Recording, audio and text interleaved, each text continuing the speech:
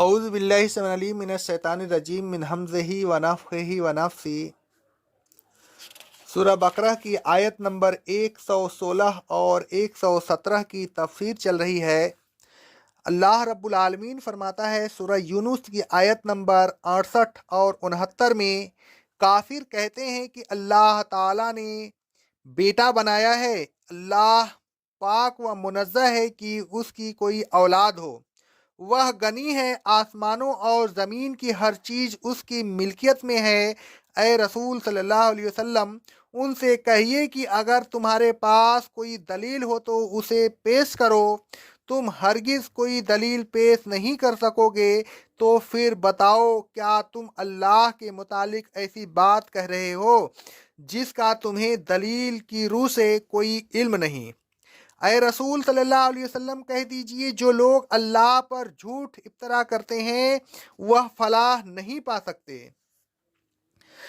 سورہ بنی اسرائیل کی آیت نمبر 111 میں اللہ رب العالمین فرماتا ہے، اے رسول صلی اللہ علیہ وسلم، کہہ دیجئے سب تعریف اللہ ہی کے لیے ہے، جس کی کوئی اولاد نہیں، نہ اس کی بادشاہت میں کوئی اس کا شریک ہے، اور نہ وہ کمزور اور ہے کہ کمزوری کی وجہ سے اس کو کسی مددگار کی ضرورت ہو۔ اور اے رسول صلی اللہ علیہ وسلم، آپ تو بس اسی کی بڑائی بیان کرتے رہیے۔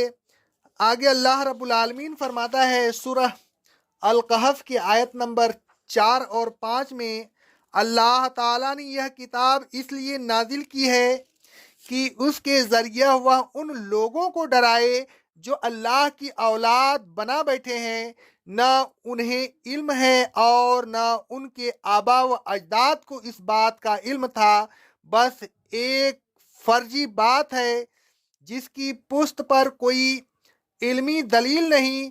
جو بات ان کے منہ سے نکل رہی ہے یہ بہت بڑی بات ہے، یہ جو کچھ کہہ رہے ہیں جھوٹ کہہ رہے ہیں۔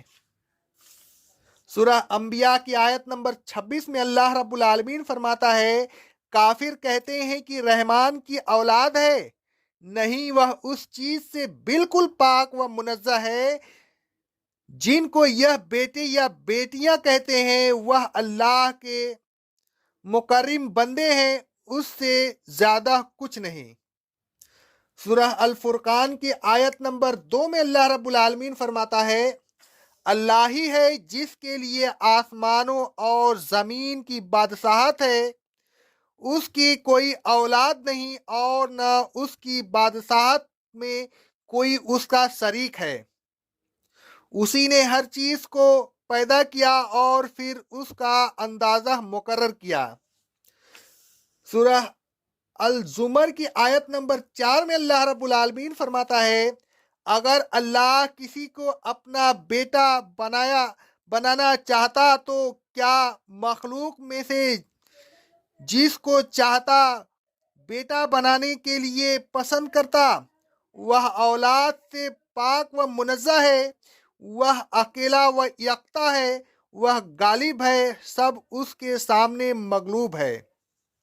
سورہ الجن کی آیت نمبر 3 میں اللہ رب العالمین فرماتا ہے، قرآن مجید سن کر جنات نے کہا، ہمارے رب کی شان بہت بلند ہے، اس کی نہ کوئی بیوی ہے اور نہ کوئی اولاد۔ رسول صلی اللہ علیہ وسلم فرماتے ہیں، صحیح بخاری کی حدیث ہے کہ اللہ تعالیٰ ارشاد فرماتا ہے، ابن آدم میری تکذیب کرتا ہے، حالانکہ یہ اسے زیبا نہیں، وہ مجھے گالی دیتا ہے اور یہ اسے زیبا نہیں۔ تکذیب تو اس کی یہ ہے کہ وہ کہتا ہے میں اس کو دوبارہ پیدا کرنے کی قدرت نہیں رکھتا، اور گالی اس کی یہ ہے کہ وہ کہتا ہے کہ میری اولاد ہے۔ میں پاک ہوں اس بات سے کہ میری کوئی بیوی ہو یا کوئی اولاد۔ رسول صلی اللہ علیہ وسلم فرماتے ہیں، صحیح بخاری کی حدیث ہے، میدان محشر میں پھر نصارہ کو بلایا جائے گا اور ان سے کہا جائے گا تم کس کی عبادت کرتے تھے؟ وہ کہیں گے ہم اللہ کے بیٹے مسیح کی عبادت کرتے تھے۔ پھر ان سے کہا جائے گا تم جھوٹ بولتے ہو، اللہ کے تو نہ کوئی بیوی ہے اور نہ کوئی اولاد۔ نبی کریم صلی اللہ علیہ وسلم فرماتے ہیں، صحیح بخاری کی حدیث ہے، اذیت کی بات سن کر اللہ سے زیادہ صبر کرنے والا کوئی نہیں۔ لوگ اس کی اولاد بناتے ہیں، پھر بھی وہ ان کو عافیت دیتا ہے اور رزق فراہم کرتا ہے۔